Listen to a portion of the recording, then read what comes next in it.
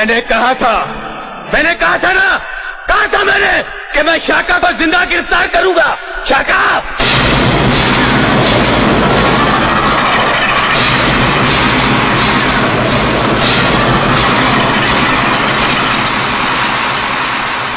आज तेरी ही आंखों के सामने तेरे इन साथियों को मारूंगा मैं।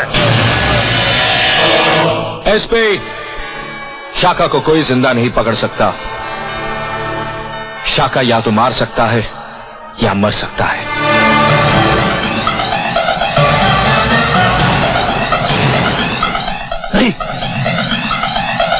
नहीं शाका, नहीं शाका, तुम मर नहीं सकता। शाका, मैंने जिंदगी में कभी हार नहीं मानी। तू नहीं मर सकता। सर, ये मर चुका है। खोलो इसे।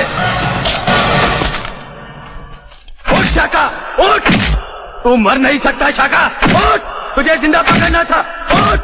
उठ शाका, उठ। तेरी आंखों के सामने तेरे आदमियों को मारना है मुझे। उठ।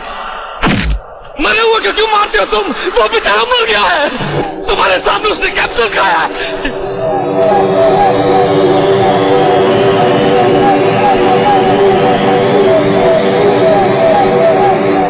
मार दो इन सबको। चलो, गोलियां सीने पे नहीं बेवकूफो, पीठ पे। अब तुम लोग सबके सब भागोगे। 10 गिनने के बाद हम गोली चलाएंगे। जो बच गया सो बच गया। भागो। भागते कायर है। चलानी है गोली तो सीने पे चला।